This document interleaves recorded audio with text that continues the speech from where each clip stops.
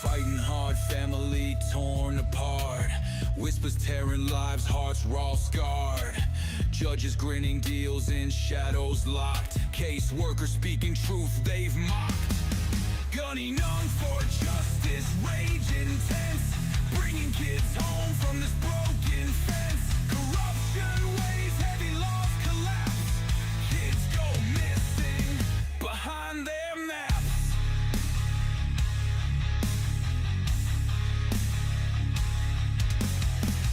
CPS stealing kids, no trace. Lies build walls, the truth they erase. Gunners howl, cuts through the air. He won't stop midnight, he'll get there. Dark hallways where the guilty play. Secrets hiding, hope fades away. A man with fire, voice like a storm. Breaking chains, reform, transform. Gunning on for justice, rage intense. Bringing kids home from this broken fence. Corruption weighs heavy, laws collapse. Kids go missing behind their maps.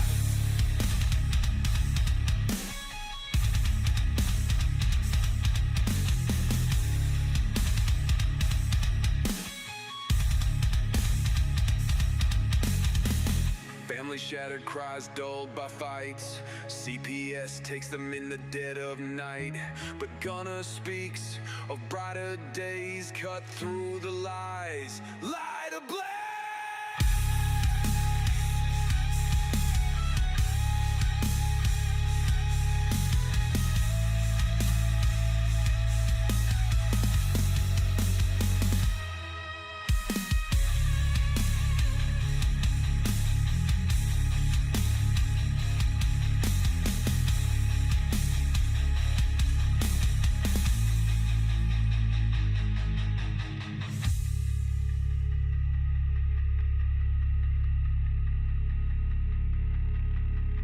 Family shattered, cries dulled by fights. CPS takes them in the dead of night. But Gunner speaks of brighter days, cut through the lies, light ablaze.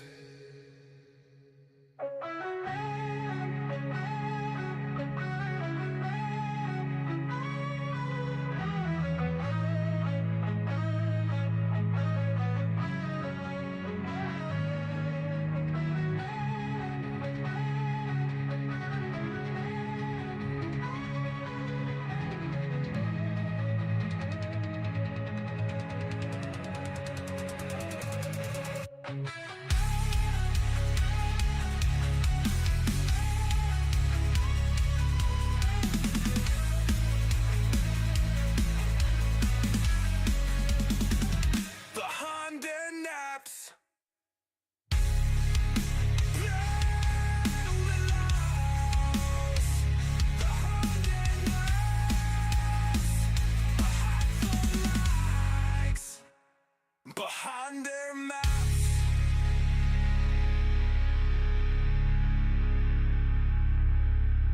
Hey look, this for every mama got her baby snatched on some bogus shit. For every pops they locked out the crib like he ain't blood. CPS, y'all been eating off pain for too long. We know what you on, but now it's war, this gunning foe, CPS.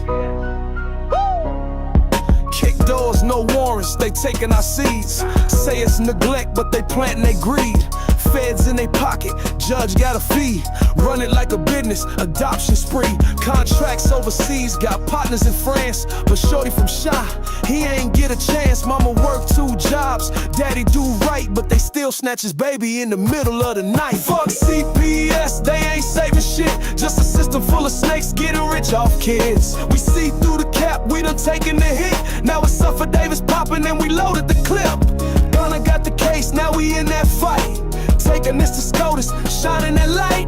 They ruined good homes, now we flipping that script. Time to bring them back, time to empty the clip. They labeled us monsters, called us unfit, but it's they paperwork dirty, all of it forged and flipped. How the fuck they selling babies to a bidder overseas? Then tell the fam you unworthy. Man, please, we got mamas in pain, daddies in tears. They breaking our hearts, been doing it for years. Now we riding with Gunner, and we got the proof, sworn under oath. Now it's time for truth. Trump got the team and the pen in his hand. He said bring them home, now that's the plan. You feds been hiding, but it's over now. We moving like an army, and we ain't bowing down. Fuck CPS, they ain't saving shit. Just a system full of snakes getting rich off kids. We see through the cap, we done taken the hit. Now it's off of Davis popping, and we loaded the clip. Gunna got the case, now we in that fight. Taking this to SCOTUS, shining that light. They ruined good homes, now we flipping that script. Time to bring them back, time to empty the clip. They ain't gods, they ain't law, they just people, corrupt people. And when the people rise, ain't no system safe. The Chi-Town, it's the movement. We gunning for CPS, and we coming heavy. Yeah. Wait.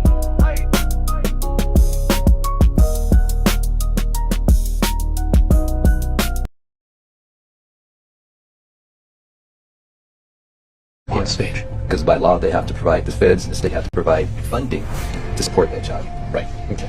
And if the child's not removed, then you would only get CWS funding. It's like a non-removal proceeding. Yeah, that has little impact on that. Okay. So you only get funded for 18 months of reunification efforts. Right. And funding at the initial removal.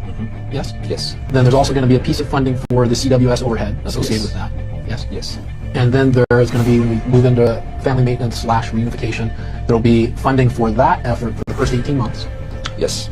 And then if reunification is unsuccessful, we'll go to permanency planning. Yes. And there will be another bolus of funding for that. Generally speaking, yes. Now, if a child goes off to adoption, for example, there's another bolus of funding that comes in for that's that. adoptions funding, yes. And that also has a state and federal component. Yes.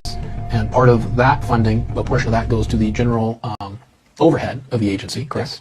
And then a part of it would go to actually fund the foster placement. Yes.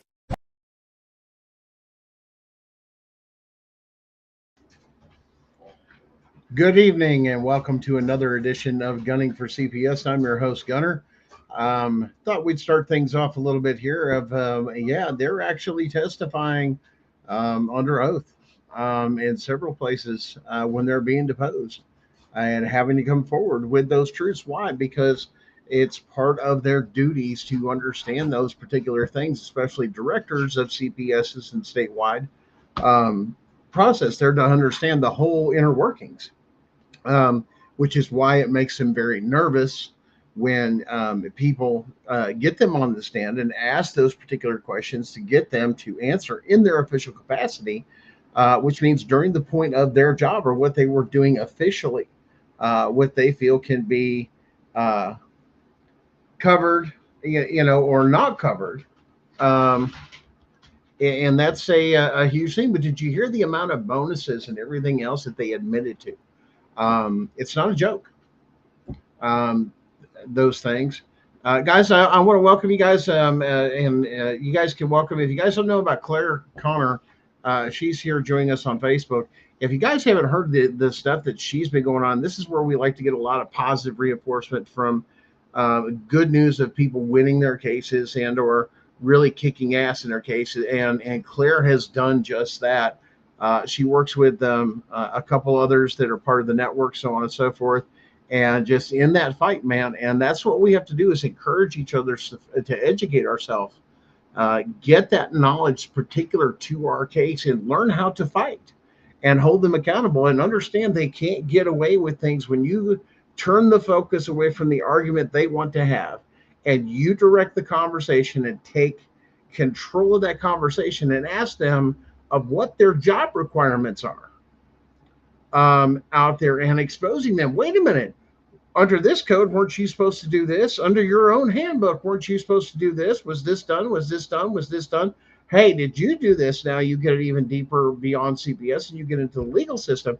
Hey, Your Honor, there's only so much in here that you can take and do. And there's sometimes, no matter what you do or say, they're going to railroad you. And this is why it's so important, guys.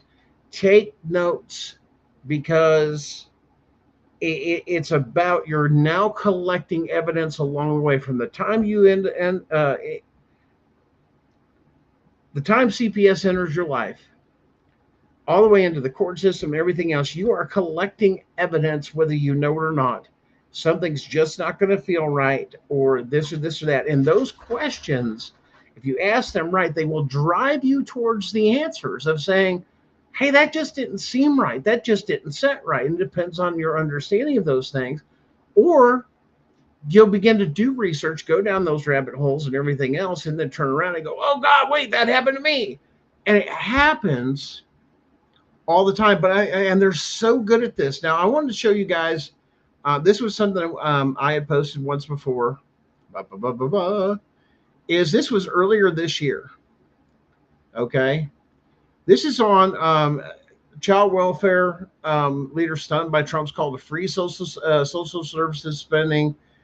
Legal action quickly threatened. You know, oh, how dare you go after our money and this and that? Why? Because it impacts too many families and it does so much this. Look, and they put all this stuff on. And this is their argument of saying, I think a lot of people miss this though, is look at the argument they had to stand up against it and saying, no, you can't do this. Why? It's not about protecting children. And you just saw the other video where they testified. It's about their fucking money. It has nothing to do with anything else. It's hitting those bonuses to make more money. It's a profitable thing. Government is not supposed to profit. We, the people, are supposed to profit, not the government. Because we, the people, are the government. See, there's the misconception. We're supposed to hold the wealth. The wealth is supposed to be within the people, not the organizations. That's the way our constitutional republic was set up. And they're not telling you that. And that's the biggest thing. But listen, it goes through here. Look, stealing that advocates for the poor nationwide. Oh, there's your bleeding heart. This and that to stop federal spending on all this stuff. And then it goes through and it talks about these things, you know, grants and loans. Now, whether or not these agencies, not all of them, some of those are called non-government organizations, or you'll hear them say NGOs. They get those through grants, loans, and other financial assistance programs. CASA and a lot of those others go through these things. If you spend any free zones, that's all those people that ain't going to get paid. And you know, it's just crazy to turn around, because the idea under the purpose of Social Security Act of 1935, Title IV funding or reimbursement is what it is that he's talking about, is meant with keeping the purpose in mind of keeping families together, not pushing them through a false and coming through this. And they talk about this in this article that I think people get so much on. Oh, well, he's doing it and nothing happened. Listen to their arguments, though. And they're talking about taking an out, estimates that $329 billion in funding for the nation's neediest children that appears to be in danger. Notice the word, not are in danger. Appears. Well, it depends on the picture that you're painting, guys. I mean, you guys know that, and we know that. If I take and I turn around and I say, you know, let me paint you a picture, and it's only one-sided and it's not both sides, if you will say, of the coin, then it's not a fair assessment. And that's one of the things we do on this platform, is to turn around and give you both sides and say, here's this argument, well, here's this. But you see how they're twisting it. Oh my gosh, you know, there's $329 billion. You know, we got to have this. This is just because we think we need it, not based on evidence. See, that's the same thing with forensic interviews and factual interviews. Most people don't know there's two different types of those. Forensic interviews are shoulda, coulda, wouldas. They're suggestive. They're not based in fact. They're based on theories. That's why they don't hold up. They're meant to be an investigative tool to look at other things to look at for criminal cases. Well, they decided, and hey, if they've got to do this in the criminal court, why not run everybody through it? Because if we can get lucky, we can catch criminal charges. But if there's not enough criminal charges to go into the criminal court and meet the criminal standard, we'll just handle it down here at civil court, because there's nothing there. Or how much can we create? And even if you look at a lot of your states, if you look at forensic interviews, they'll tell you what's admissible, what's not admissible. Once again, look at you. Was that done properly in your, if you've had a case or you're about to have a case and this and that, do some studying on your state's rules of evidence on how to enter forensic interviews. Some states will tell you it's not meant to use in court. It's not to substitute for in-person testimony of these particular things. But then you got to look at, other unique situations where they kidnap the children. How can this be a non-biased, once again, testimony when you've taken children, you've caused trauma? How can you get them to testify against you when you've had somebody in their ear constantly? How is that not impartial? It's biased from the very beginning because you're manipulating the children. Now, the other issue that's going to come to point here, and this is going to be a huge one, we're going to address it in our federal case. Where was the child's right under these forensic interviews you're forcing parents to bring them in and do? Where's the child's rights? Because if you're going to question somebody for criminal charges or anything else, you have to read them their rights and they have to understand it. Oh, yeah. Comprehend, understand. Do you know what that means? Do you still wish to talk to me? You still have to explain that to a child, which is why you're not supposed to be dealing with children whatsoever in the first place. This is why officers are talking and saying, listen, you don't have to talk to me. If you want to talk to me, anything you say may be used to hurt somebody, whether you know it or not, on how I use it, somebody you love. Ouch. But they don't care because it's a manipulation tactic. When we allowed law enforcement in this country to legally lie to anybody to get out, say this or this or that, every government worker out there thought, well, if they get the exception to the rule, why can't I?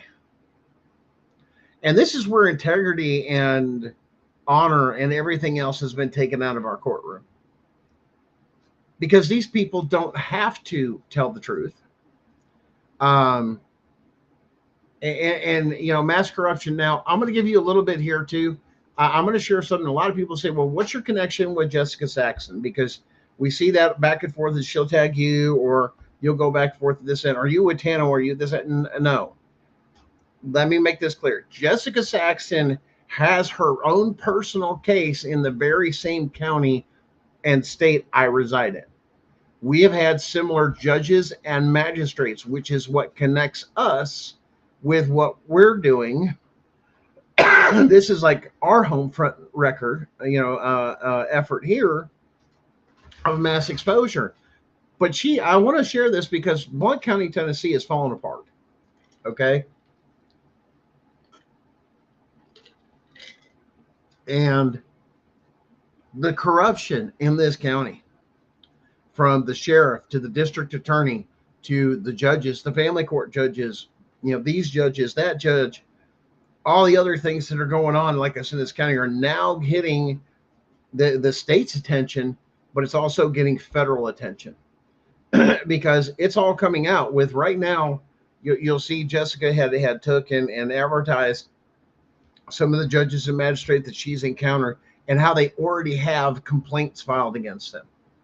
Well, there was somebody else that she does a lot of stuff here in Blount County, and I do stuff in Blount County. So when we have stuff here in Blount County that really takes hold, I want you guys to watch this. This is going to blow your freaking mind.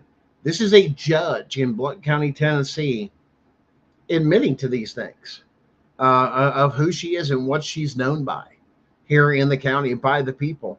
And just see once again, I don't care attitude. But let's watch this one together. I am Wicked Goddess. It's a long story. So. I am Wicked Goddess. Yes, I am. I should say the Honorable Kenlyn Foster. Right? To restrain mother from posting about minors on social media, to restrain mother from disseminating information about this matter on social media, to restrain mother from communicating with healthcare providers to restrain mother from contacting the guardian ad litem except through counsel. Is this in my day job, I'm honorable, right?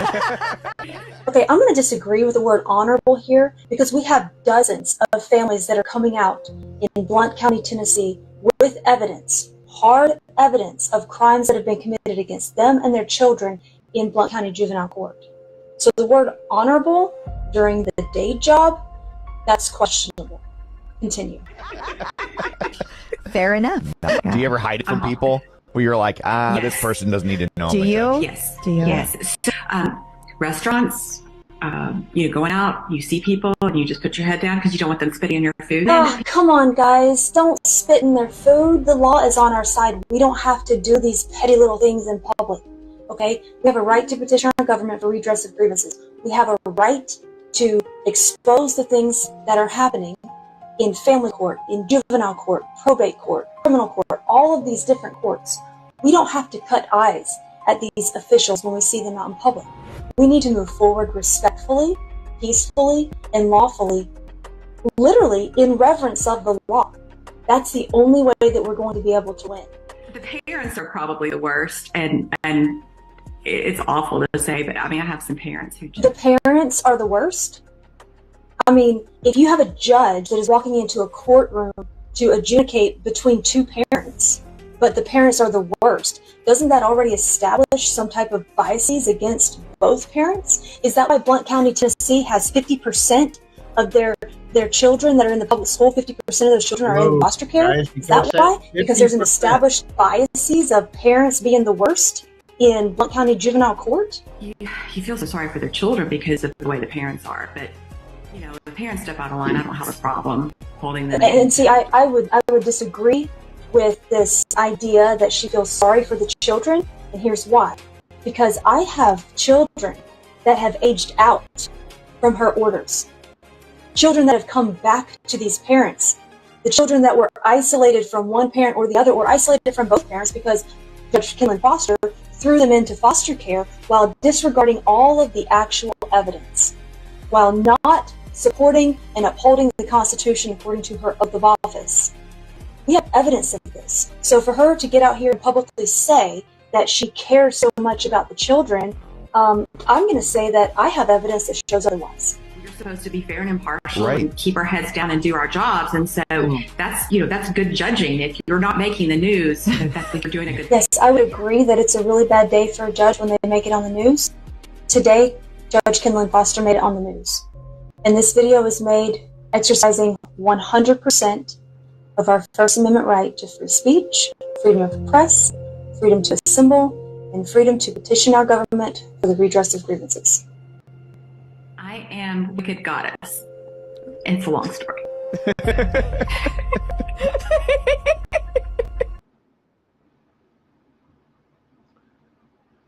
There you go, guys. That's the kind of stuff that we're dealing with here in Blount County, Tennessee, and she is not the only judge that's like that. I don't know. I mean, that's disgusting to me for somebody to come on with this and that and not we're here to do, and it should break your heart every time that families are splitting. Matter of fact, the actual purpose of the Social Security Act of 1935, Title IV, is to find ways to keep families together. Was it money? Was it this? Was that? And offer those public services. If you don't have a home for you and your children, the idea was not to take them. The idea was to offer them services, which they're not. That's what the whole reason that they were created, but they've stepped beyond into this weaponized round.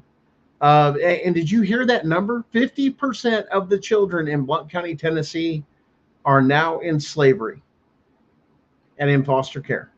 50%, over 50% with that number. Now, I know where Jessica got those numbers.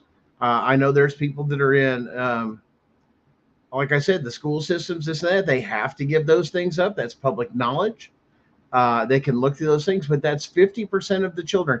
That is way too much government whatsoever to say 50% of the parents in Blount County are not operating the way they're supposed to. And I'm going to put some real good money on it and say that's the poor end of Blount County We have slaves. You are poor and you are here in this county. Your children are up for grab because now you're more profitable for the county than collecting tax dollars because you're poor. But it says right in there, you're not supposed to pick on the poor or do this and that. Then why do you have custody of over 50% of the children in foster care? That means CPS has been involved. This is the same county that I'm fighting and exposing in my case and in my federal case that is going to blow the whistle off of. This is a major hub here. We're close to a major hub for child trafficking, both nationally and internationally. Now, some of that will come out a little bit later. We do have people that are looking into that, researching that, and making the connections with naming names of companies, finding the funds where they came from and what they do. And you guys just saw the video at the very end. It's all about the money. It has nothing to do. You can never put, when you put a price tag on a life, that's disgusting. That is so un-American and so unconstitutional because people are not property of the state. And they're doing just that. They're going against their own state's constitution, especially here in Tennessee, that it says it specifically in their constitution. People cannot be property of the state. Therefore, they're not to own anything. Humans. It's a directive against slavery, but they still do it. But until somebody connects the dots and holds them accountable of saying, wait a minute, aren't you violating this? Aren't the children your property and your responsibility when you take this or you TPR it and when they go into foster care and this and that? Yes. No, not while parents are alive.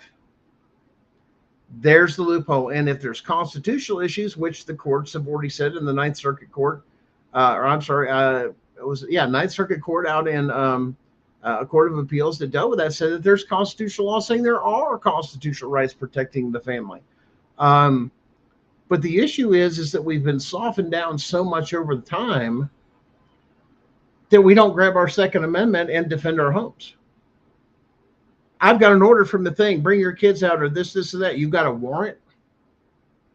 Court order just means I have to comply. If I'm in the safety of my home, Fourth Amendment, you must to come into the home, to even request to come in. You can't request anything. It's a violation. We already dealt with that. We told you the case law on that. White versus Pierce County, a CPS worker cannot. A warrant is mandatory to enter the home. We gave you the case law on that.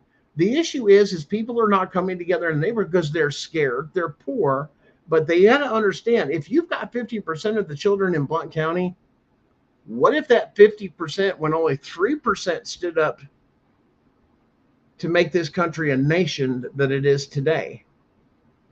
3% is all it took. You've now got 50% of the children. What if you all came together and stood up for yourselves?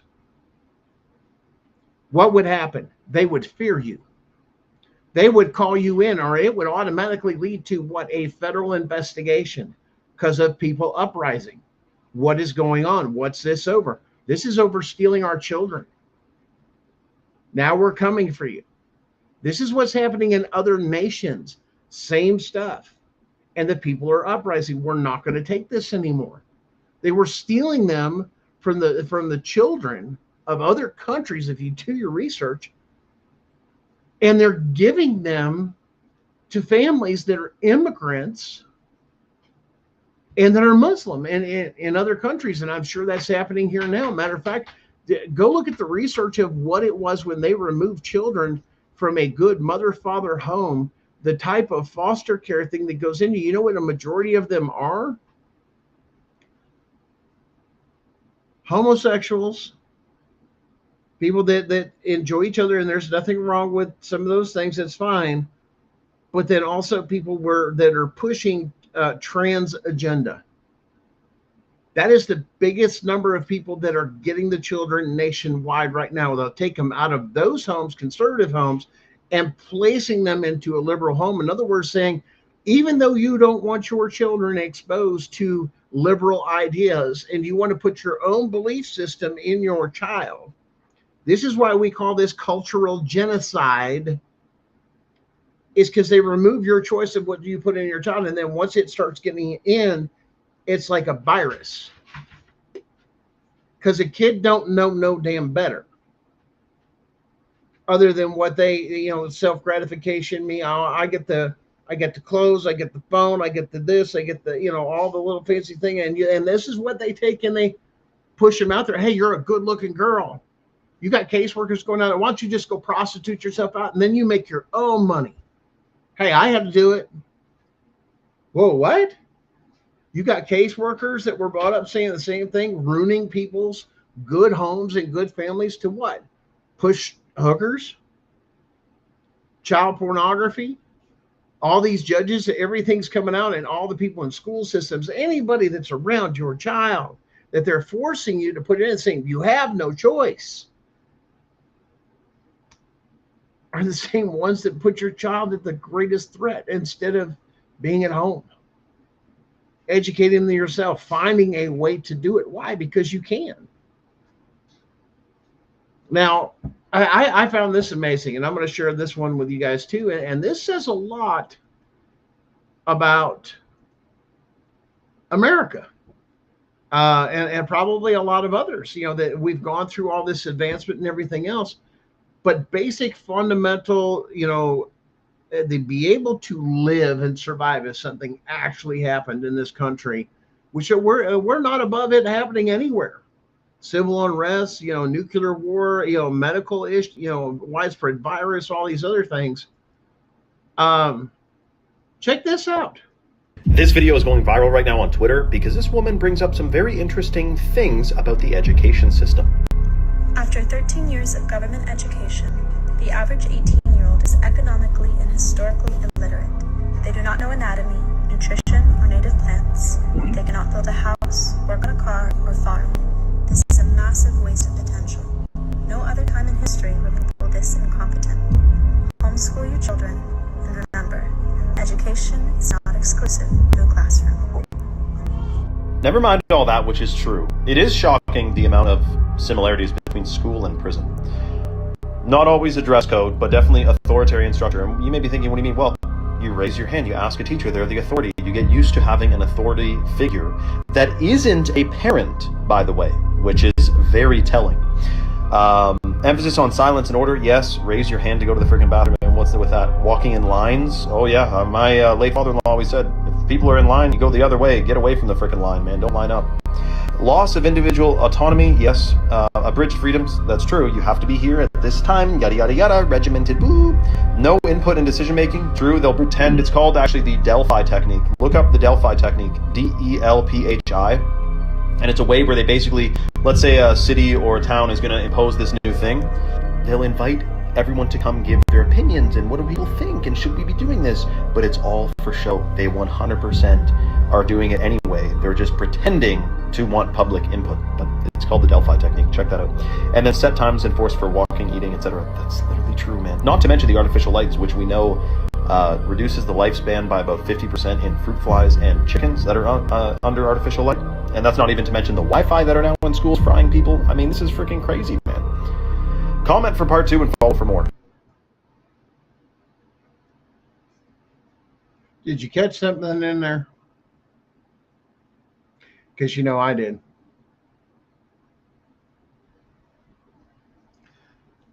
The ability, to follow, these lines and everything else, schools look like prisons, so on and so forth.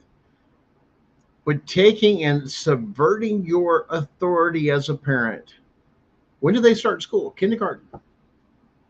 They start at a very, very young age. And it's not implementing what? Your values, what you believe, or your freedoms, or exercising any of those other things. It's about oppression from the very get-go with public schools. Why? You have a set schedule. It's not your own. You don't work with anybody's disabilities, we'll say, known or unknown at that time, especially since a child's developing. But the thing about the school board meetings, did you hear about the meetings? And he was talking about those.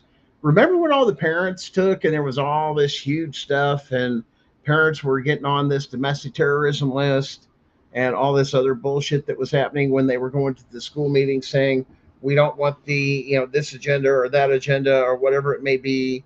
in our kids' classroom, in our libraries, whatever it may be, they're kids, that they were having them arrested and for exercising their free speech, and their kids were there. We don't want to hear from them. You're going to do what we think is best. Doesn't that sound just like CPS? Yeah. It's makes you question it, really, and a lot of people get down on this, and the reason we're touching on this is because it can seem very, very, very overwhelming. And with our court systems, there's no instant gratification. Everything else has a timetable, and you have to wait, and you have to suffer through that delay time, even though you want instantaneous justice. And I get what you guys are talking about. This, it shouldn't be like this. You're right, it shouldn't. Unless I've committed a crime, a criminal act, and you have supporting evidence to move forward, or I've damaged somebody's property, which puts me in civil court, is civil things, not child trafficking people as, commercial, because that's the only way it's supposed to be dealing with. Civil's about contract law. I've made no contract with the state. I've done none of this. I haven't done, haven't cooperated. I haven't done this, and that. If I've got to deal with law enforcement, let them do their job. And when they do their job, and if it's done correctly, and they've looked at everything, they're going to see, the point of view. And generally, they're going to walk away. And this is happening with a lot of CPS cases nationwide. Investigation for what? Abuse, neglect, and all these other things. This is why they get people in here, sign your name here. This was one trick they had to get us involved, well, which means you gave over custody of your kids. And then they call over the criminal court and go, hey, guess what? I got another sucker. They just signed over their rights to their kids. That's criminal in this state. Go arrest them for child abandonment. I hear thousands of stories like this a week. Same concept. Not along the way, you're screaming, I will not. This is bullshit, the whole 9 yards. And they think you're absolutely crazy. They did. Why? Because they did it to me. But then came the day when we found the thing that unlocked them. And trust me, when we get that appeal back, our state appeal, which is going to be the state turning around and admitting, you guys don't understand how powerful this is. Getting the state to overturn and say what was done to you was illegal and not sanctioned, so to speak. They abused their power, they abused their position, or they were neglectful, is what happens when you get, excuse me, you get an appeal. That is so powerful that it makes the state turn around and put their tail between their legs and come sucking up to you as fast as you can. Why? Because this is what's happened in other cases where people have done that and filed a federal case, because now they're screwed. Because they've already got the state admitting to the fact they committed the crime. But then they get them to sign these non-disclosures that you'll never talk about. That includes criminal court, which means this is how these criminals are getting off and paying people off to get away with it. Now the judge or whatever will get a slap on the wrist, maybe move her across state, or him or her across state, and we'll just let them open up shop. Why? Because they were profitable before they got caught. Or they'll move to another state. I'll practice as a lawyer, and then back up the ladder they go again. It's a system, watching itself. And like we said, you've got people that are not doing things now going into even more. That's crazy. I know if you guys have been watching me here on Facebook, I did post this, and I'm going to show you this, and we got a good kick out of it. Was this one, and we just removed ourselves from the WHO. I don't know if you guys caught that with RFK, but we were removed from the WHO, and here's the reason why. I want you to look at this, and this is going to blow your mind. People who do not have sex or struggle to find a sexual partner to have children. So you got to have that thing in there to have children. Your point is to procreate, not just because you didn't have sex and everybody got a kick out of it online. Because, Well, I should get paid that. I'm disabled because I haven't had sex. No, no, no, no, no, no. Read the fine print.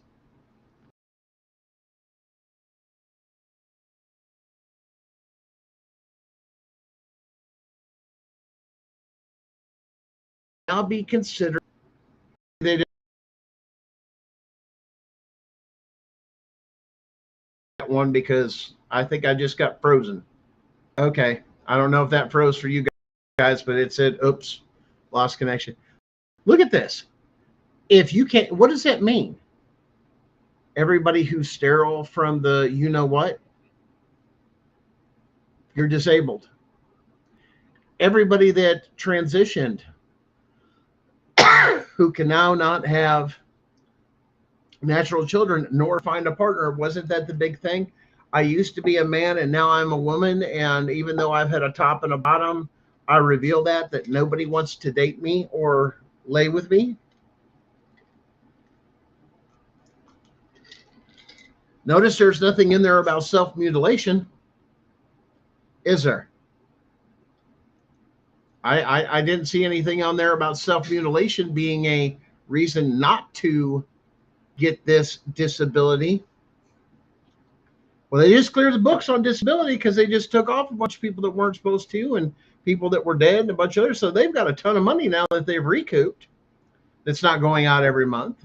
And now they're seeking those monies back from those people for fraud. Even some of them, politicians. That's right. You've heard that in the news. I'm sure you guys have heard about that. Politicians that take and turn around and decided that they were going to double dip on Granny's dead. And guess what? Not going to happen no more. Granny's dead, and you know you're still collecting her checks. Not cool.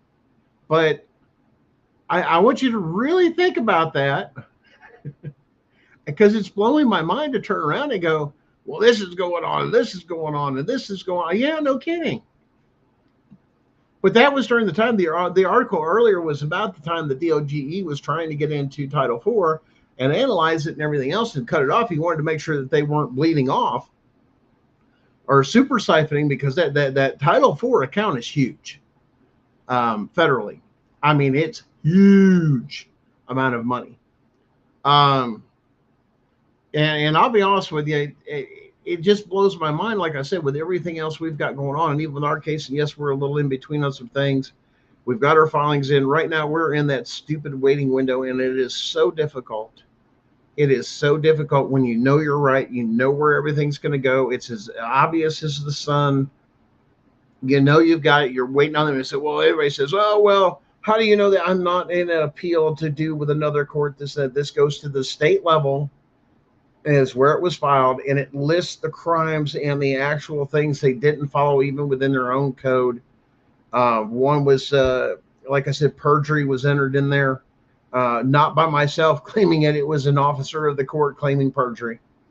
The second part was the fact they didn't follow the process for entering evidence or the rules of this set. When it came down to is the one never had or required any cross-examination that was even made available. The second one, which was under, as you guys know, some of the same judges and magistrate, like I said, that Jessica Sexton's got, that goes through there, that, you know, same thing. The judge was confronted.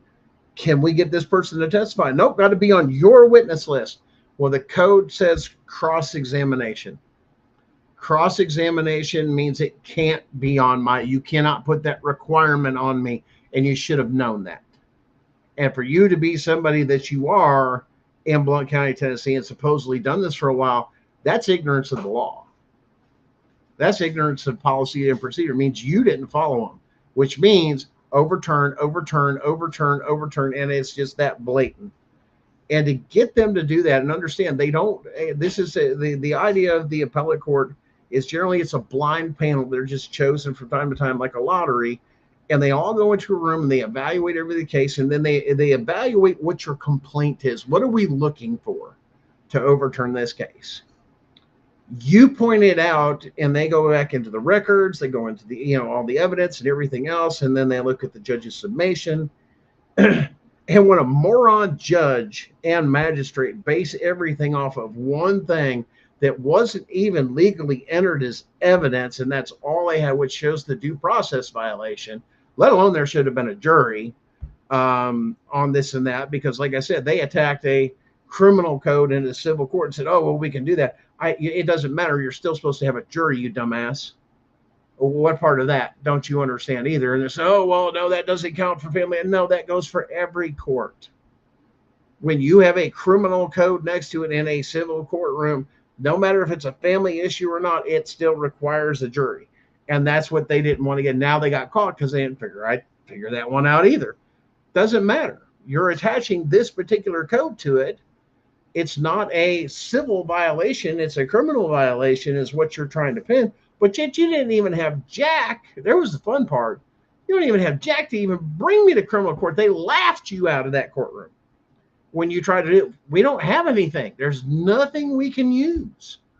Absolutely. Why? Because there's nothing there, which is where CPS bent the evidence and created what they wanted to and controlled the narrative, withheld evidence on top of it, all sorts of different things in there. And it was all, everybody was everybody's buddy in there. And it was just, you're standing back knowing how some of these things work and go, that the hell ain't right. That ain't right. But now this is your chance at liberation. This is that chance to, to go in. Once that's in, that bam, they'll be on the door. Hey, let's talk dollars and cents and sign this.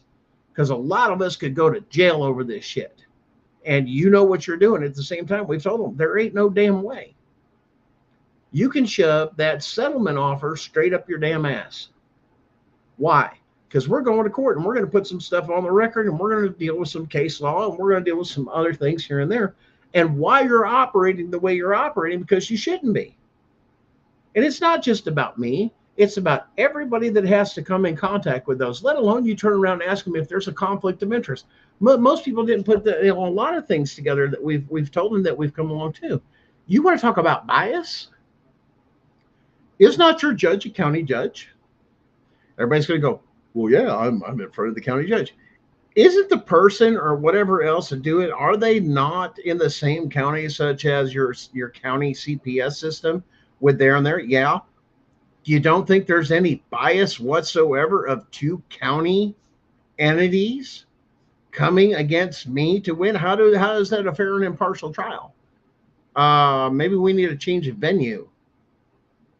You think into another county or bring in a special judge? Why? Because don't you live in this county? Don't you this? Yeah, there's your bias. You can't have a fair trial. And this is what a lot of people are out there saying of going, holy cow. Wait a minute, what?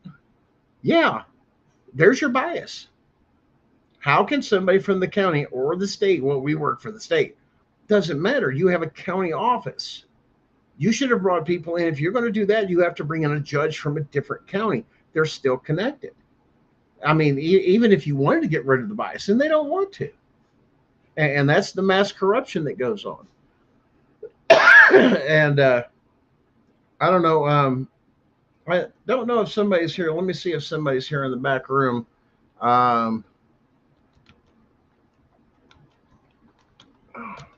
Somebody come in. Yep, there he's here. Guys, if he's got a minute here, CPS Punisher, I think is going to jump on for a minute. I've got a video I just really want him to look at, and this drives me ape shit of how soft we've become as Americans to even allow this to happen, let alone somebody comes in and fights, towards the end of this and that. I don't know. Darren, you back there? Bring yourself out here if you can here.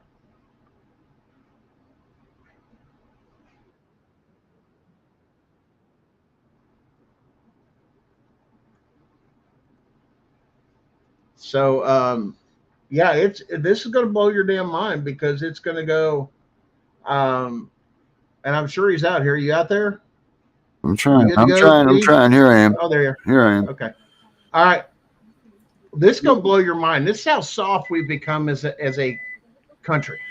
How much totalitarianism we can stand. This will blow your mind. Watch this. Mm-hmm. I didn't allow them in. They walked in with no permission. Oh, here.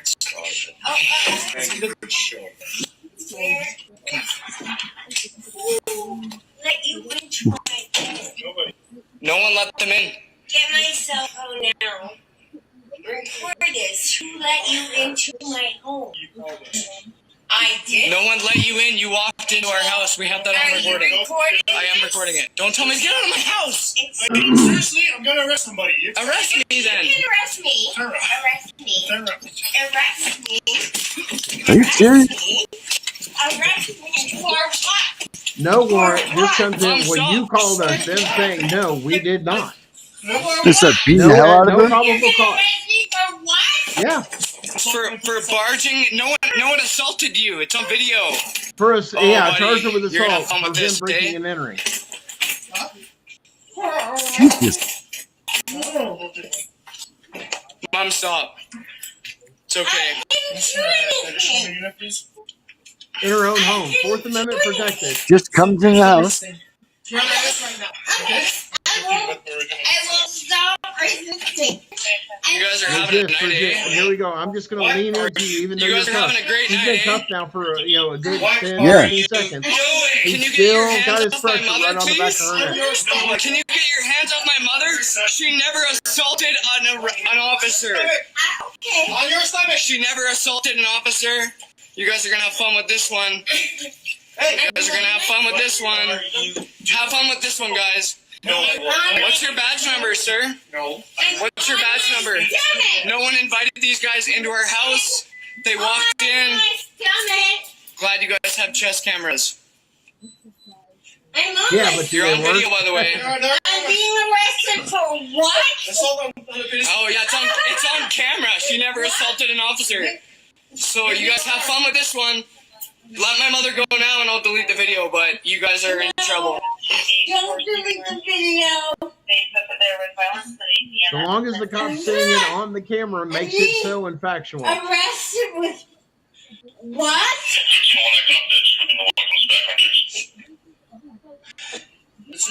I'm being arrested with what? I can't breathe. Can you get off her, please? This is excessive force, brutality.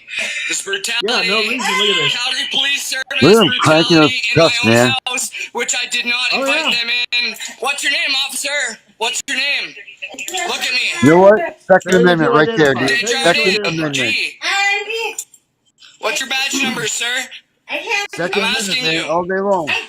It's my right to know your badge numbers, please. What's your badge Somebody number with this and your that name? right there, blam, right there. Hey, Yeah, video I'd have fam- knocked her like Okay, the we fuck out, promote man. violence, Yeah, but you must that be is some Second heroes, Amendment eh? violation, and Couple you're now heroes, hey? broken into Just, and you yeah, feel wow, threatened. you're a hero, They buddy. use What a brute hero. force I need your help right with now. armed He's intent. a lawyer. I need you to do this. immediately. You need to get to my house immediately. I didn't My do wife is being anything. arrested. I have it on video. Why? And our front cameras shows me saying that you guys aren't allowed in my house. Who entered you to my home? I didn't allow. He even turned around and told them, you didn't have permission to enter my house, and pushed their way in. Wow. Whew. Well, that just pissed me right off, man. Well, I mean, That's like this that's is what we're talking about. The CPS and everything else does the same fucking thing, and people don't understand. Grab your form of protection and defend against tyranny. Why? Because it's going to trigger what? It's a state employee, right? Who comes out? It ain't the state police. They're going to come out and investigate. And who they going to call? The FBI. Because they can investigate crimes with this. It has to go to the higher court. Where's the first thing you go? No warrant, no probable Yep. cause. Well, they call, prove it. How can you prove something? Well, they called into dispatch. Prove it. Because you didn't show up to the door with proof or probable cause to come in. There's no imminent danger. There's nothing, anything in here. Then you come in and you're talking to people, and then you just turn around and you say, get out of my house. What the hell are you doing? And you're standing up for your rights, and that's called retaliation under the color of law. That's abuse under the color of law. You have a right to. That's an act of tyranny. This is what the Second Amendment was created for, was for corrupt fucks like this to turn around and think twice. Why? Because it's going to be justified. Well, here we had somebody. Then why were they called for? There was no crime. Right. No reasonable articulated suspicion. No reasonable articulated fact whatsoever. And then he escalated things, and then turned around and put his hands up, which put her hands on. And then next thing you know, they were exchanging. He escalated and caused the incident. Oh, well, now you're for assault and battery of a police officer. Under what authority? You weren't supposed to be in here in first spot. And people don't understand with some of this stuff. If we had more of this stuff and we stood for our rights, it's going to trigger a higher investigation that what? You can't cover up. Because all you're screaming, no warrant. They broke into my home. Then they have to go through the whole thing. What's the probable cause? And then they're going to try. Listen, this has happened, and you don't hear about them too much. All you hear about is John Joe K. had this happen back then, and now they're in court. They're settling out of court. As soon as it does the court thing, what's the next thing you do? You don't hear from them again, or you don't get a follow-up of the case. Why? They settle out of court, sign that non-disclosure agreement. Bam. Case gone. Just enough. And corruption. It's, well, we're still going to go after him. The district attorney, it shot a cop. A cop that doesn't have the protection anymore, you dumbass. I mean, if you turn around, where does the cop get the protection? Where is the immunity? Where's this? Where's that? It was gone when they entered without a warrant or probable cause. We got a call is not enough to go down. That I could, Joe Jim by. Dear God, you ever take and order somebody? I mean, back in the day, you had people that would order pizzas to somebody else's house. Yeah. It's, it's the same thing. Yep. How is it any fucking different? Right. It's not. Well, I'm going to order a bunch of pizza. I'm going to play a prank on him. I'm going to send CPS over there because I don't like the way he cut his lawn. You know how many neighbors have done that shit to people? Just over neighbor fucking wars from somebody being a fucking Chad or a Karen. Yeah. I'll call CPS on them all the fucking time for this or that. Oh, their kid's this, their kid, and all this. Man, that ain't living in a damn community. I'll tell you what ended up happening back in my day. Somebody would have drug you out in your front yard and beat the fuck out of you for doing stupid shit like that. Yeah. Well, I mean, that's what. And then you ain't going to say nothing. And then you ain't going to say nothing. What are you going to do? You're going to get your teeth knocked out. Yeah. But you're going to hide behind this and that. Right. Oh, hell yeah. And the neighbors turned around and the neighbors stood with you. Here's that piece of shit neighbor. And that's where everybody used to take and get together as communities and neighbors. Here's the piece of shit that'll rat anybody else out and do all this other shit. If you don't do it their way, they try to control everything. And then guess what came after that? HOAs. And the Karens fucking up. Well, now we've got you under contract law. You must have your out there with a tape measure. Oh, you've got grass blades over so many inches. You got to cut your grass. Well, it's in between. Well, we're going to fine you. Fuck off. And people buy into this thinking, oh, it's a great thing. It's a great community. It's a gated community. We have this, we have that. You're always going to find somebody in there that's going to abuse it and take that as some kind of power. But you got to understand, too, even with these HOAs and under contract law, they can't violate your constitutional rights. No, they cannot. Because once again, that's deceiving. And listen, guys, we found some, matter of fact, it was some not case law, but code. Now, this is more powerful than case law. People don't understand that. And Darren, I think he could go into that pretty well it's not about case law. Case law is somebody's opinion on it. You go straight to the code, he'll look at some other things of where other judges may have landed, but he or she has to make their own damn decision. And that's where it takes in it, and it kills everybody that everybody goes, well, I don't believe this. I don't believe that. Look at the code, look it up yourselves. And this is where it really matters. And this is, understand, the only way CPS can deal with you is contract law, right? So they say. 7 USC subsection 6B.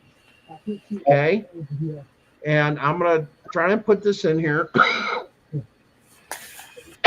Excuse me.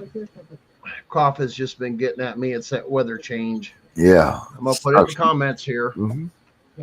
Yeah, weather up and down, hot and cold. Right there. Yeah, give you pneumonia. Contracts meant to mislead or defraud are null and void. Yeah. So how can you not? So you get them. Yeah.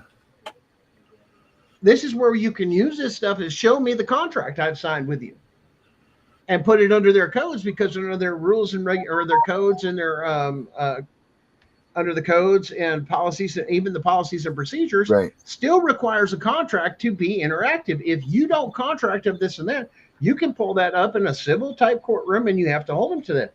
I did not know, or you wrote this meaning to mislead me or defraud me or to violate my constitutional rights. Right.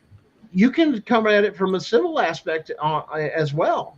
That's a contract. I have no contract with you. I never had a contract with you. This is going to be one of the bases too of turn around, prove your contract. Well, this is the contract we have. Once again, it's been forged. Therefore, what? Because it's forged.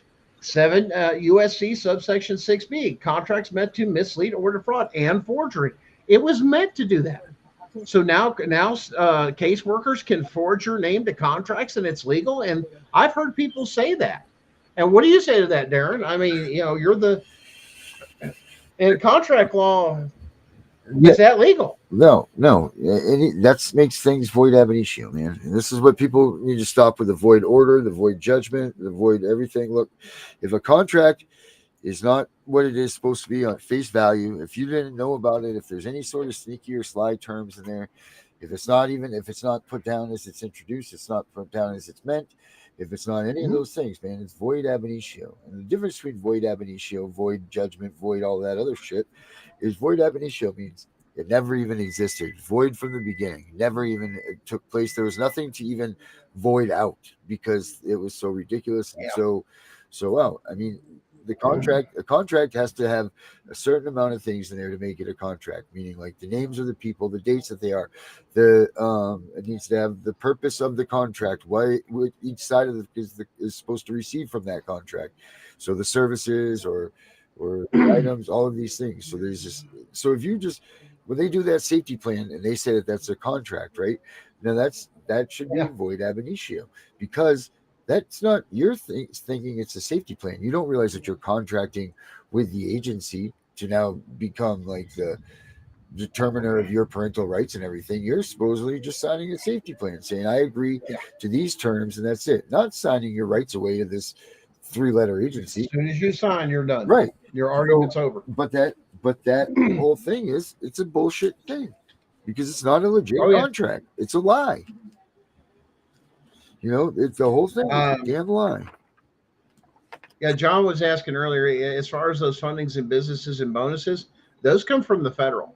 Matter of fact, one of the things I think a lot of people don't understand, the thing that with the foster care program was the main focus of it was those that were aging out, was the focus of what a lot of that extra funding was, is those that turn 18. And even though they haven't graduated high school or anything else, funding was being cut off. And to extend it beyond that for getting out some sort of traverse between I'm now homeless, I'm now this, I'm now that, finding some bridge in between, which will be once again, I'm going to have a crystal ball here, and Darren can agree with me. This is not hard to see anyway. Crystal ball. This is where you'll see non-government agencies or organizations, NGOs, being funded to utilize parts of these programs that they're going to set up. It's another form of social services. Yeah. And they're going to jump on it. Not private entities, not getting you back in. Okay, well, here's food, here's shelter, here's job placement or job. Let me get you into something like this or that. Yeah. They definitely don't want you into the damn trades because they hate the trades. Because why? Those people are very intelligent people. Yeah. They just don't have, once again, pieces of paper shoved up their butt to believe something. Now, those that take and do some of those, I applaud your efforts to studying somebody else's personal study of something you can study directly yourself in a firsthand experience that you don't need. And usually cutting edge people with this, that, here, we're going to give you an honorary doctorate or this, that. Why? Because you've done all these things, but yet you've never went to college in your entire life or something. And that was happening a lot, even in the first colleges. Why? Because they were just the best at what they did. And that started with law schools, doctors, and everything else. It was those that were practicing. In other words, I'm a doctor out of India and this and that, and I found a magical cure for adding these plants that, well, you got published, but you also got a doctorate on or a doctorate to come Right. over and practice. Right. Because they didn't align internationally, because there's people that get credentials. And this happens with our own military. Actually, it was an issue. A lot of people don't realize this, is that in the United States Navy, if you were become a medic or something like that, that doesn't transfer over to a first responder or trauma unit, but the Army medic does. Yeah. For a particular size. In other words, it was actually a crime when all they did in the Navy as a corpsman was to turn around and save lives or trauma, trauma responders. They were like, first responders, so to speak. They were there on the ground. That didn't transverse over into the private sector, but the armies did. So there was some bias on it. And there's literally, if somebody gets caught doing it, it's actually a crime because you're not licensed, and they'll actually go after you, especially if you were in the military during that time and you were foreman, but you didn't pay for the extra, and they had to start all over again. And it was a slap in their face to do that. But once again, this is about manipulation and control, not how we can better our fellow man. I mean, can you imagine somebody that's like one of the top heart surgeons in the world, and just because they can't get a credential, or they have to wait on credentials, this and that, or some kind of thing that they do to save lives, we're going to stop you from saving lives because you don't hold this particular thing over here, even though it works. And you've proven it works. As a matter of fact, we've even published and taught on your stuff. Mm-hmm. But you don't have the license here to practice firsthand. You know what I'm saying? There's a whole process for that. I'm like, that don't make no damn sense to me. It's because of, stupid shit like that. So then you've got people that were doctors or, nurses or this or that are from other countries or third world countries even, that are some of the better trauma people that they turn around and they can't do that here. So they become janitors, or they do this or they do that. It's Not like, that there's anything wrong with being a janitor. Oh, no, not that there's nothing wrong with being a janitor, but if you have the ability and the talents to be something like a surgeon, or, some of these other specialty things that are very rare to do, and, you've moved to a country that it's useless because either your country no longer exists because of war or whatever that may be, it's kind of a slap in the face. Are we really putting our best foot forward in the face of humanity? Right. You know what I'm saying? And that goes the same for CPS. Is you have all this theory that you're forcing our beliefs. And if you looked at it, I mean, did you hear the numbers that Jessica put out on that? Yeah, 50%. 50% of the kids are in foster care. That's slavery. That's 100% slavery. And if they can't get you, they're going to get you in another state. They literally will reach across state lines. Even if you leave here from Blount County, they will reach across state lines to reach out and get you again.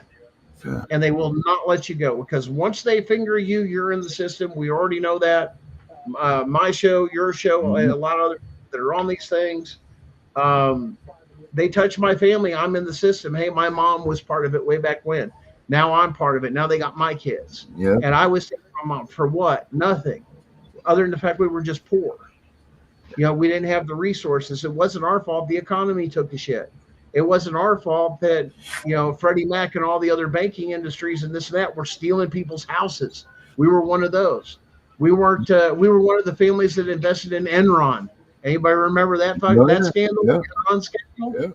People that got millions and millions off of that and everything. And it's the same damn cycle, only something different. And the thing is because there's no plausibility, let alone how much did the government take and find recently that people had contracted to produce a certain item and never produced a damn thing, like the one on the naval ships or some shit like that they had given billions of dollars to, and they hadn't produced a damn thing. And it's like, for like so many years, like they were well beyond their contract, but they were renewing their contract over and over again. Right. That was people funneling money off of stuff. Yeah. That's disgusting. Well, and here's the kicker. While the people serving are waiting on those new boats to retire those old boats or whatever it may be that you're trying to get to our troops. Are you freaking serious? You're going to steal from literally the shield of the American way, the military, the United States military, that you're going to steal from them? And they can't get the stuff they need, or they don't have the training they need, or the devices they need, or this, that, for what? Well, this is that. Cut out all the damn NGOs and go over all the government contracts, especially with the military.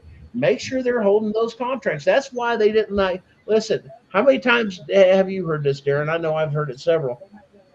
Is the reason that Trump was in there, they don't like him so much, is because he holds them to their contracts. And if they don't fulfill their contracts, what does he do? He fires them. I mean, think about that. You mean if I don't do my job and perform, I'm going to get fired? There's actions for my consequences. There's actions for not fulfilling a contract. Right, and it should be in that contract. Because if it's not in that contract, then that's one thing. But if it states clear as day, is you skip work or you do this wrong, you get fired. Then that's what a contract is. You know, like you failed to meet these requirements. Now, listen, within a lot of those contracts too, there's huge bonuses and incentives on a lot of them, especially roadways. If you get done early, every day you get done early, or every hour you get done early, you get X amount of dollars bonus, which everybody shares in, including the company. There's a nice fat bonus check. Why? These guys are seasonal. And I go, man, we got to work extra hard. We got to work 12, 14 hours. We got to run 24 hours. We're going to meet that deadline. We're going to hit that. Do you know what our bonus check is on just the first one? We cleared an extra, $500,000 on the last one. Boss gave us out all nice big fat checks. We all had $5,000 bonuses. And we socked that away. I mean, and understand, these ain't big crews. Right. Hey, the pavement workers got them. The electricians got them. The carpenters got them. The iron workers got them. Everybody that had a contract on that project, if everybody got done or done by their section or by those deadlines that the engineer decided, and the boss says, these are the deadlines, these are the markers we're going to hit, and makes them reasonable they're going to reward the guys for busting their ass. More power to you. But when you don't produce a fucking thing, nothing. What have you had in 5 years? What have you produced? None. Right, none. The contract. When were you due to give the product? 2 years ago. We ran over budget. Yeah. Right. Or my favorite one that goes around here is the ballroom. Oh my God. The amount of people that turn around and go, well, just take the money from the ballroom and give it to this or give it to that. I'm like, that would be called theft, because that was a gift, a designated gift. Right. And under that contract of that gift, it can't be used on anything else. And if it goes above or beyond, this much has been pledged by whatever this person may be or group it is. That's how they deal with politics. That's the way it's supposed to be. You're supposed to be out there asking your constituents or your businesses, help support our state, help support our nation by donating money for these projects, not ripping you and me off. That's the truth. That is the truth. But now they're doing what? Double, triple, quadruple, do whatever they want, because no one knows people. You got this amount, right? Like this book here. All you want to do is put your signature right here at the end and get done with it. So you're not even reading the contracts. You know what I mean? You're like, yeah, whatever. Yeah. Most people don't even pay attention to that. Like that's the thing. You got to start paying attention to those little thin dotted lines, or all these extra little things that you don't want to pay attention to. You have to. Oh yeah. Well, then understanding it too, and if you don't understand contract law, having somebody there for counsel, whether it's whomever it may be or whatever else, an attorney or somebody else that's really good at that type of business stuff of looking over those things, because you have to watch them. because they'll put on there, oh, you got this great rate, you've got this, you've got that, but then there's a balloon payment due in so many years. You've got to come up with X amount of dollars.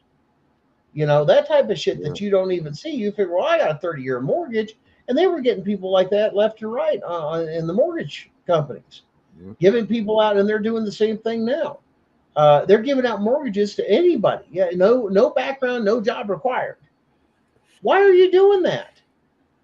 I mean, it's another damn scam to turn around. Why? It bombs the housing market.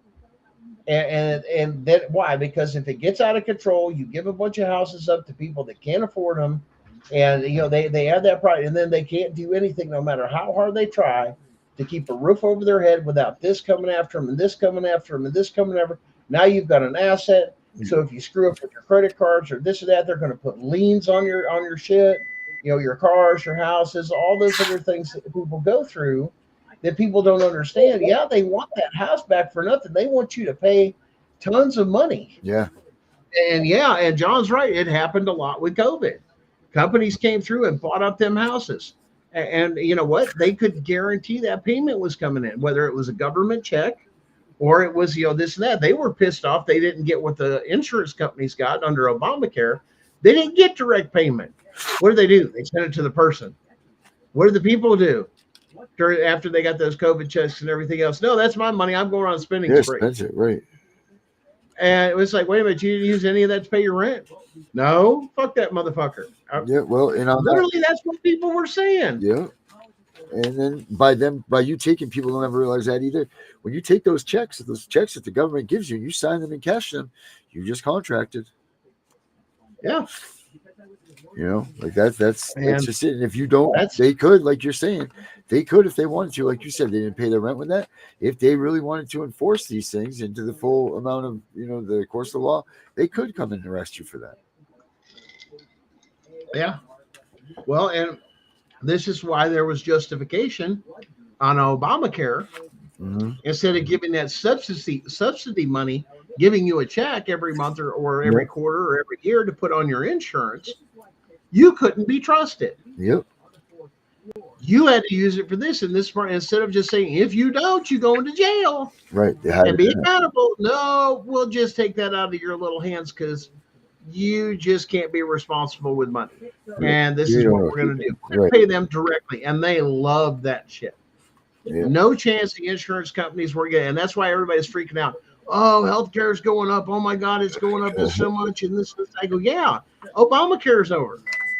Right. And we don't need all this stuff. If they focused on actually, making you healthy, and this is one thing I got to say that Russia does. The doctor hates if you come back and you're constantly sick, like a lot of you are going to the doctor left and right. It's actually a mark against that doctor, and then it actually affects their pay grade and everything else, and it can cause them to lose their license and go back to school because they're not keeping people healthy. Okay? We don't have that here. And they're all, in Russia, all doctors are government employees. And they have a free health care. But you don't see the doctors over there driving Porsches and this and that and all that other crap. Yeah. They're equal, just like it. And once again, that goes to the ego. Maybe it's not such a bad idea if they want to go in that direction to make it where they don't make that kind of money. And all the drug companies and everything else can't give lobbying money or money to doctors or incentives or trips and all this other stuff and go, if you're truly about the Hippocratic Oath, then practice medicine the right way. Right. But they don't want to do that. And there's a lot that goes in that. Now the profit, once again, the greed aspect is limited. How many people are going to be going to medical school for 7-8 years for schooling? I mean, it never used to be like that. You know how you became a doctor back in the day? You went and spent the time with the doctor his whole life as an apprentice. Matter of fact, let's go back even further. Yeah, a lot of people don't know this. You know who some of the first doctors were? Your barber, which is why they had the pole for the swirly thing. Really? And stuff like that. Oh, yeah. They did surgery. They had all the instruments. They had the razors. Get out, really? That's what the barber pole was for? Yes. Early form of EMT or hospital. Really? A lot of people don't know that. Yeah. No shit. I didn't know that. During the Old West, that's where Doc and everything else. Why? Because everything was done the same thing, and they became sterilized because they would sterilize all their stuff and go through it. Now, there were some that were dirty when a lot of that was coming on, and they didn't believe in it. But when it came to a lot of that stuff, when it was calling the doctor, 90% of the time, the doctor was the barber. Mm-hmm. So shit. That's really wasn't learned something new today. It's there's a whole story behind the barber pole and the whole 9 yards about it. It's a interesting rabbit hole to go down. But early frontier times and this and that. Yeah, you went to the barber because there was no fancy hospitals. There was nothing else, this and that. You brought them into the doctor, or the barber, which is also usually the doctor, unless your talent was highfalutin. And then, of course, the powder medicine and everything else, because most of them were herbal doctors anyway, and they knew the herbs and everything else that were around in that area. That's why you dealt with somebody local and not somebody from another place. Doctors would come here and, I need medicine. And then they would ship off for medicine, which would come in the bottles. And then they would come to the shipping company through the stagecoaches and so on and so forth, because they delivered a lot of stuff that particular way. History is an amazing thing, but if we don't know where we came from, how are we supposed to know where we're going? And that's back then. Midwives were a very big thing. There wasn't a hospital. There wasn't this and that. There was no, we're going to do this and that. When you had a baby turned or breached, they had certain ways of dealing with that. Stick your hand up in there and get the baby to turn. All sorts of different things. I mean, you got to remember, 9, 10 centimeters, here comes the baby, and you're just trying to get it out. Trust me, they've done it with farmers all too. How many times has cows been breached? They'll get their hand up in there and turn that bastard around and grab it by the You know what I'm saying? That's once again, that's farming. We're disconnected from all that stuff. But we love to go to the grocery store and get our hamburgers and our ribs and all these other things. We just don't realize the things that it takes the farmer to do, or the butcher. A lot of times the farmer won't even deal with the killing. They'll take it to a slaughterhouse and a butcher, and you get all your meat done. That was a profession. Somebody that was really good in that. And there's another profession that's gone by the way of things. Nowadays you expect everybody and their brother to be a baker and a butcher and everything else. And now the average person don't know how to take and butcher anything. I mean, they'll take their deer in, shoot their deer or crossbow or anything else that they hunt, and send it off to the butcher. Myself, I was trained completely different. We butchered our own meat all the time, skinned our own meat, did the whole thing. Once again, that's part of that thing where he was talking about going through high school.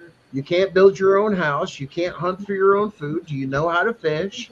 These are life skills that if anything ever goes bad, you're not going to have a grocery store. Right.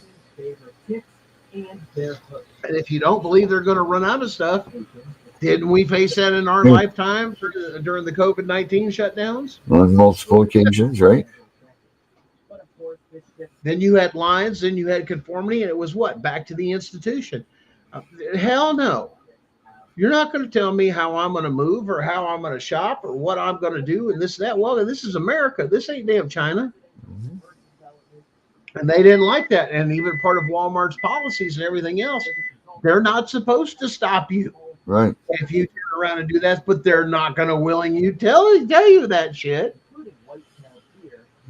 I still remember the fact they got so mad at me at the local Wally Mart when all that happened. I just walked past the line, their bullshit line, and walked in and go, "Oh, excuse me, where are you going?" Into the store to shop. Right. Well, we've got this. Then hit your little clicker and count the people for your capacity. I really don't give a shit. I'm going in the shop. I'm not going to go through. Well, we need to take it. I go, no, that's an invasion of privacy.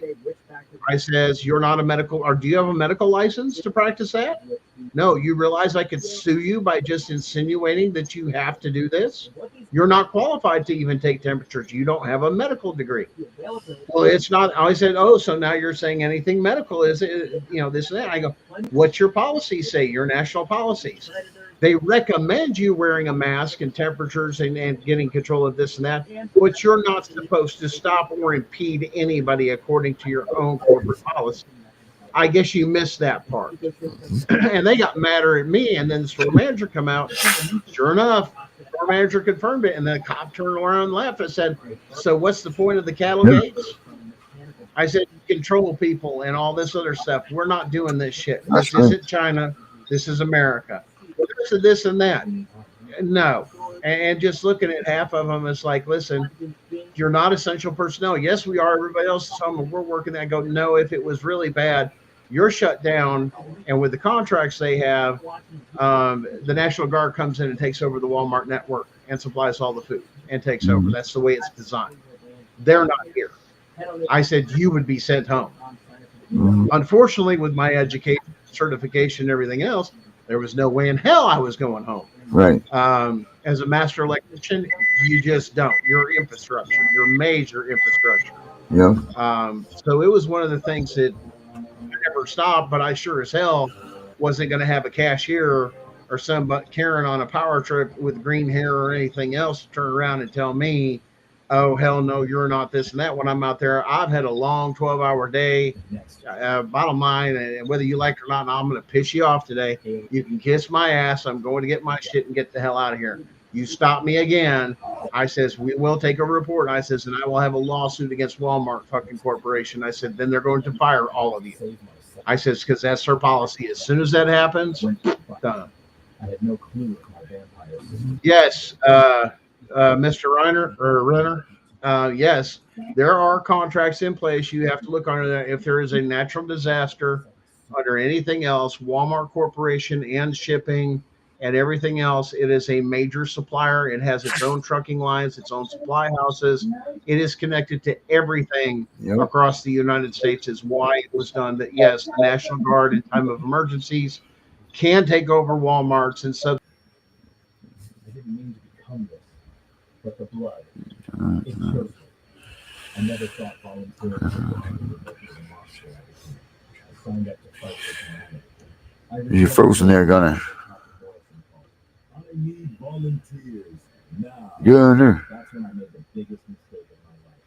I raised my family. Well, I guess Gunner's frozen. Man, yeah, I'm really still beside myself with this barber pole thing. It's crazy. Gunner's frozen up. Guys, make sure that you check out cpsbreakingnews.com. We have a bunch of stuff there. Here comes Gunner. I think he's back. There he is. All right, Gunner's back. Yeah, yep, he's back. I got disconnected and reconnected this stupid thing. It's done it a couple times, but there's a lot of things and resources that they take and have, and they have contracts. If there's something that even the Army Corps of Engineers needs to build something or see something or this or that to do something in time of emergency, yes, there are contracts and stuff across the country. Wow. From everything from generators, who gets them, diverted things. All your hospitals generally have backup generators or generators on site connected to them. Those are considered higher priority for people that were certified in generators, like myself. You have to make sure those keep going, even to be need some engineering, and you can't get parts, and you absolutely have to have. You do the best you can, but you also understand how to salvage a few things and where to get them. But like I said, there's a contingency plan for just about everything in this country, in case you guys don't know that. And yeah, it's been an amazing thing. Like I said, right now, like I said, where we're at, we're in that stuck waiting game. It's frustrating as hell, waiting for all these things to, and still kind of protecting yourself, making sure you're covered, this and that. We've already got reports from other people that, the sheriff's office, some people had impressed upon the sheriff to try and do something with all of our filings and everything else and this and that. And he was just like, I'm not touching it. And we've already got a no trespass, and we'd have to have, this or that. And it's just not going to happen. And let alone, I don't really go out with my health condition. So I don't put myself out in the public a whole lot. And even then, it's not on a set schedule that you could actually track me. So there's a lot of that takes and goes on. I kind of laugh at it because they're like, yeah, especially here in Blount County, and even Jessica knows Saxton, with a lot of things that are going on. Like I said, even other people coming forward with more evidence, especially that other judge that they got in the recording of what she does and what she says, and having no compassion in a courtroom, especially with family that parents are just the worst and this and that. I can get the aspects of some of it, but once again, you're there to adjudicate. You're there as an officer of peace, right? Is what they're supposed to do. So why aren't you bringing peace to their chaos and saying, listen, if you're getting divorced, can you work it out? Is there any way of reconciliation? Anything else? This, that? No, back and forth. Okay. It's real simple. We don't need, and this is where they scam you with all the lawyers and everything else. Here's the simple thing. List out what you had before the marriage. List what you had during the marriage, the pluses, the minuses, and everything else for these things. And then whatever's in the marriage, plus or minus, we have to divide that evenly, whether it's a surplus, which is half and half, and if it's debt, then it's half and half. How do we, or do we have to sell everything, pay off the debts, and then everybody walks away with nothing? Now, child support is between the two, and it's meant to get it stable. It's not to maintain the lifestyle you had when you were married. It's not fair to do that. It's both of you are saying, I can do this on my own. I don't need the other person, including their money. That's what that's for. Unfortunately, they say, well, that keeps people in the say, you know what, that's your personal choice. You should have made better choices in the first place with who you decided to procreate with. Once again, we're not going through that process either. I believe properly to defend people. Well, it wasn't my fault, they this and that. There's fault on both sides usually when it comes to divorce. Very rarely is it just one side was just blatant. You know what I'm saying? It's either lack of or never this. And I always laughed at, different people. It's like, hey, I got divorced and then I turned around and I did this and I bettered myself and I did all those other things. And then the first thing you go and you ask when you have those conversations, and I'm that person to have that conversation with them. Did you ever attempt to do that while you were still married? Make yourself feel better and your endorphins better and your body better and your health better? Well, no. Did you really try then? Right. And it's both sides, because there's the thing. Did you do everything possible? Because you'll notice the pattern. As soon as they get out, it's new haircut, new job. I'm all in my face and this, that, and I'm just ready to move on. And I'm just going to do all these other things. And now the courts are reversing, especially now because it's ruling more towards fathers and going back to the way it's supposed to be and not abuse of the system, because we're now in a more equal society, that those laws that are from way back when are not the same. They don't apply, because now we're in 2-family income homes, and we've even got some to where they'll turn around, well, that's okay, I'll get them for this and that, and I'm working. And then they go to court, and I've watched some of these, and I'm just like, does somebody not know the math on this? You make more than he does, and you held it over his head. So now when it comes to child support, guess who's getting hit for child support? It's not him. Unless you get full custody, which then you'll notice they come up with false accusations, or their lawyers are telling them to do this, false accusations and everything else to gain custody and child support, and they're dirty lawyers, and yet they ruined somebody's life over this shit. Instead of judge saying, listen, if you've had abuse, have you got a police report? Anything before this divorce? No? Or how soon did you have those things, complaints, and then there was divorce? Because there's got to be a pattern, and they're not even looking for the pattern. We're going with the sympathy level of things, which judges are not supposed to. It's about, if you're divorced, divide everything in half. The kids are 50-50. Work it the hell out. If not, like I said, one judge did it real good. I'm going to give her the car. Because she's all, ooh, I'm getting the car. Then I say, but here's the thing. I'm giving him the engine. Wait a minute, that car don't look so appealing now, does it? Because what good does it do? Right, it's not going to work, right. Get some common sense. And if we had judges dissolving marriages the way they're supposed to, it wouldn't be that big of an issue, let alone kids. Then you put them in child support, which is only for those that don't pay or don't have a contract to transition or do these other things. That's not what it was meant for, which is what the Title IV is reimbursement for them getting child support on those that don't pay. How can you not pay is their theory then if you're already in the system, which now they're just going to file it. So they're actually committing a crime. The states are committing crime under Title IV because they're collecting those funds. Because first thing, we're going to put you under a child support order. You can't. You have to let us work this out as a division of assets, as two companies dissolving, and we have to come to equitable terms, equal, under contract law. That's just the way it goes. When you favor one side or the other, now you've got a huge bias, and that's what we were seeing. Well, the women are stay-at-home moms, the women are this, and now that excuse doesn't work anymore because they put up, well, I was this and that. You should have done something different. Opportunity was in front of you. You should have bettered yourself even while in there. I heard judges even tell them, you should have bettered yourself even while you were in the marriage. Now you want him, he's been busting his ass working doubles, or it's vice versa, or whatever, working doubles, whatever the rule may be, men and women, especially nowadays.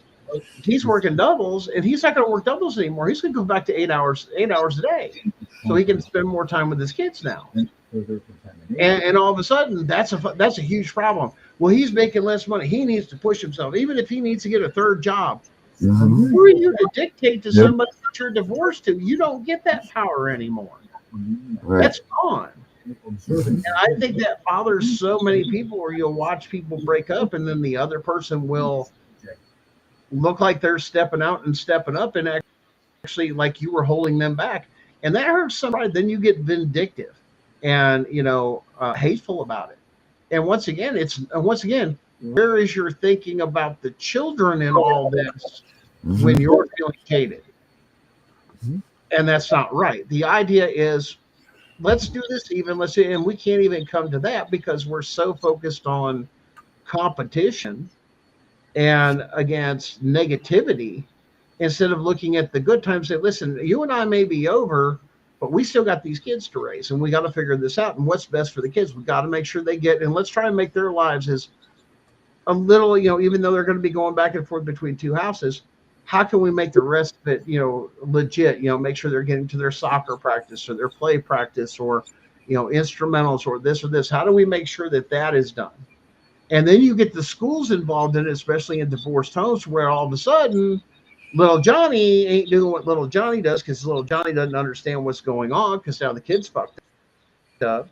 And then CPS walks in and says, now we're going to pick a side because you're divorced, you're divided. And a divided is never going to stay. No.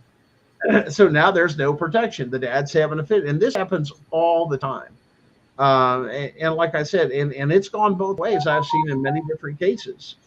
But once again, the idea is to sort through the idea of the judge is just this simple. Sort through the bullshit and stick to the law. 50-50 is the way it is. Unless there's something else you have to do. We're not going to entertain all this other bullshit. We're here just to divide this. Well, it considers it and feeling. Get out of the feelings.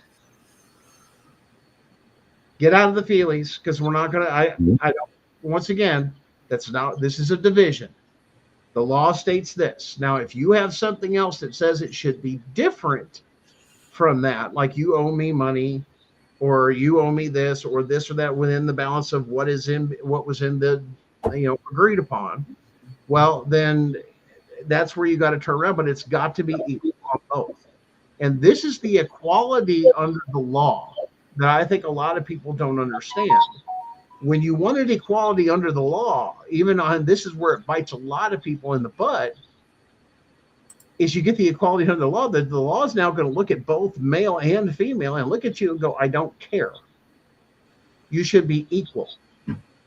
Whether it means this or that. If you didn't better yourself or go get a job, or all you did was sit on your butt and did nothing to better yourself during that time, such as schooling, education, writing, things that would help support yourself or even go into a business for yourself, then that's on you. That's not the court's fault, and it's nobody else's fault. And that's where they're pushing towards this, because now they're pushing them. Keep in mind, you're going to have this, but if something goes bad, you're going to have to stand on your own 2 feet, make your own money, support your own child. The idea is not to get caught up in a system where you need food stamps, Section 8, this and this and this and that. Why? Because now you're susceptible to, you're not good enough to manage your own money and your own life. You're now not a good parent. Mm-hmm. And that's exactly the way CPS looks at this stuff. Mm-hmm. And I don't think a lot of people get that. Well, my kid, like, yeah, but did you do everything the best you could to not put yourself in a situation to make you on their radar? Is there something more you could have done? And that's the other thing. Once again, that's each person going to have to take and answer that question for themselves. But a lot of times when somebody else comes in and looks and goes, why? Why didn't you take the time to do this, this, and that? Why did you take and do this and that? You know, this is all you could do. And I've seen people, the only thing they're good at is really using other people to get what they want or do. And I'm going to tell you straight away, in my experience and from my observations, that a majority of it is women using sex as a tool. And this isn't for everybody, but let's understand, this is what I'm noticing, a pattern. Not saying it's in the same case. Women using their body as a tool to obtain what they want, a sense of protection, a sense of providing, you know, pay for this or do that. I'll hook up with you, but and at the same time, it's, hey, can you take care of this for me? Can you take care of that for me? And then they get themselves into a lot of trouble. Now, I've seen this pattern, especially within those that have been in and out of the jail system, especially. The percentages are much higher. Yep. So, but, you know, that's something that I don't think a lot of people take and understand, that this is how you're viewed. It's not about what I'm saying, okay, on my perception and anything else. I'm telling you, this is how the state and CPS views you. This is how you're looked at. And because why? It's because they get to form the guidelines and everything else and the parameters of what's acceptable and what's not. They're setting the bar. If you don't meet that bar, you're in their system because you're not doing it. You need our services. And that's the evaluation you guys go through. And I don't think a lot of people take and understand how that works and how we're looked at and everything else. And even though they say they don't target low-income families, they line their ass off. Yeah, it's amazing. Uh-huh. Well, Darren, yeah, just stick around. I think we're gonna Yeah. Let's do it. And kick ass. We've gone on for quite a while, but we had quite a bit to, I think, really covered that. You know, we need to look at our perception of it. It's not just that. What we are in our own homes is one thing, but how the world perceives us, sometimes you got to put on that mask in a way of, you know, or that sense about you of leave me alone and don't mess with me, which is, you know, a little introvert, yes, but then you ain't got everybody else up in your business, you know. If nobody knows what you're doing, they obviously can't turn around and get up in your business if they don't know where you're eating, where you're at, so on and so forth, because they got to know where to send CPS. Yes, and it's your house, the school, your kid's dojo, the whole 9 yards. I've seen people be in mixed martial arts and this, that, the kid all bruised up and all the other thing. And, oh, your kid's being abused. No, they're just in martial arts or they're in a contact sport, and they'll take those kids. That's, it's scary, guys. But we got to put a stop to this. That's why everything's important. What we're doing here and multiple other platforms, but like I said, with the reckoning movement that we have here in the tip of the spear case, it's not over with. It's just the shutdown's caught up and a bunch of other things. But we've made some major breakthroughs, and there's one thing we're going to be able to say is we're going to get the state to admit its own crimes. Walking into federal court is a breeze, which now gives us a position like no other not just to settle, but to go into the courtroom and ask those hard questions and get answers, and maybe even expose more. Because once it's on the federal record, guys, it's not a joke anymore. Then it's on the record. There's the evidence. There's the proof. And it's what you, like I said, everybody could use. And like I said, we expect by the time it hits the federal case, I expect probably millions to be in the Knoxville area for the hearing. And just in showing that love and support, because it's calling them out, because there's going to be a lot of things come out there, guys, not just for Tennessee, not just for Kentucky, but, you know, all 50 states. There's stuff that's going to get on the record, and it's going to blow your minds. Thanks, guys. We'll see you again next week. And stay safe, stay smart, stay digging, stay digging. But don't give up hope, even if you're in the midst of the in-betweens. It's a hard place to be, but be resilient, be patient, but be strong. Thanks, guys. We'll see you again next week.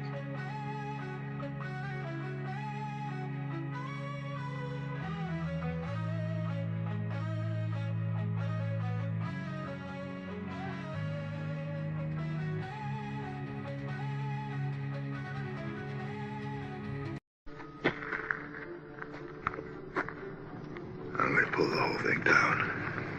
I'm gonna bring the whole fucking diseased, corrupt temple down on your head.